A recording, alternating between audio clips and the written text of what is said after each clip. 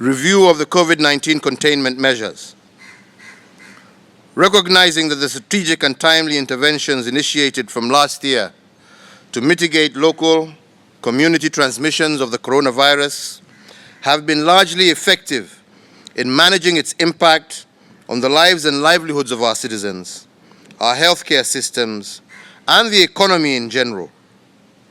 Noting that these interventions have been escalated and de-escalated severally based on feedback reports on infection rates, analysis of health system capacities, economic impact reports, and overall Ministry of Health advisories.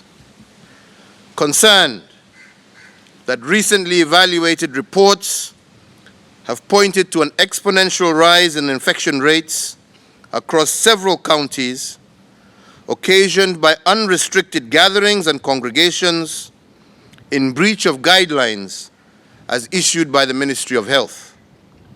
In particular, 18 counties have recorded a positivity rate above 20%, and over the last week, the following counties have recorded a positivity rate of above 30%. These are Kiambu, Nyandarua, Murang'a, Makwiny, Machakos, Baringo, Meru, and Nyeri. Aware that epidemiological studies and models indicate the presence within our borders of the Delta variant of COVID-19, which is more communicable and acute, and that super spreader events are likely to further imperil public health, and exacerbate the COVID-19 situation in our country, appreciating that stringent measures are now required to bring down infection rates across the country in order to avert a national crisis and secure continuity of operations in an already challenging health situation that many Kenyans are currently living in, and so as to avoid further adverse impacts, I, Uhuru Kenyatta, President of the Republic of Kenya and Commander-in-Chief of the Defense Forces, upon the advice of the National Security Council and in keeping with the recommendations of the National Emergency Response Committee on COVID-19, do hereby issue this revised statement of containment measures via this Public Order Number 5 of 2021 on the coronavirus pandemic as follows. 1. That the hours of curfew in the territory of the Republic of Kenya shall continue to be observed from 10 p.m. to 4 a.m. for a further containment period of 60 days. Consequently, the differentiated curfew hours and specific restrictions for the previously identified COVID-19 hotspot zones of Kisumu, Siaya, Homa Bay, Migori, Busia, Kakamega, Vihiga, Bungoma, Kisii, Nyamira, Kericho, Bomet, and Trans Nzoia counties are lifted, and these counties will now observe the nationwide curfew prescriptions as specified herein. That all physical and in-person public gatherings and meetings, including political rallies and campaign meetings for impending by-elections, are hereby suspended with immediate effect for a period of 60 days.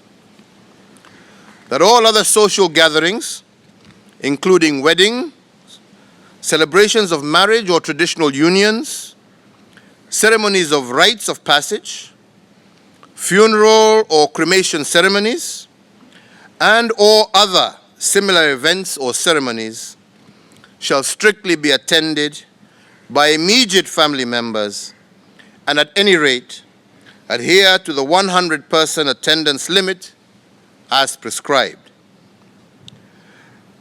4, that in addition to the prevailing guidelines on funeral and interment ceremonies, and to further enhance compliance with the guidelines thereto, officiators and proprietors of funeral homes are to strictly adhere to the prescribed 96 hours of confirmation of death and secure processing for burial within this period, failure to which appropriate action against management, staff, and premises shall be taken where exceptions are not justified.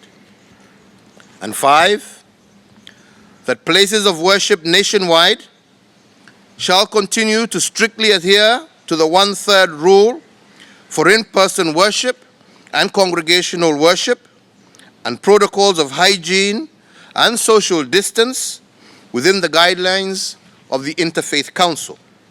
And 6, that the operations of bars, restaurants, and eateries shall continue as guided by the Ministry of Health guidelines, failure to which appropriate action against management, staff,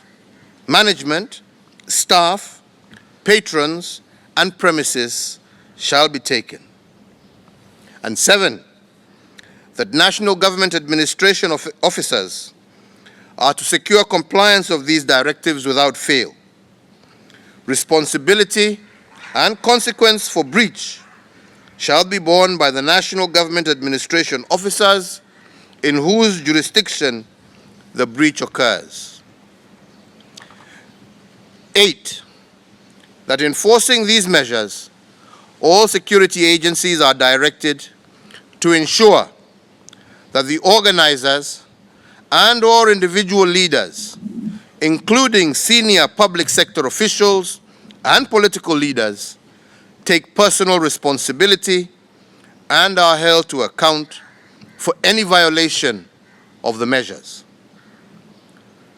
That the measures contained herein extend the related containment measures outlined in Public Order Number 4 of 2021, issued via the 16th Presidential Address of 29th June 2021.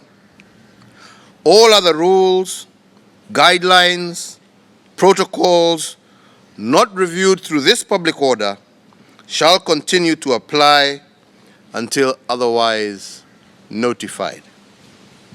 I thank you all.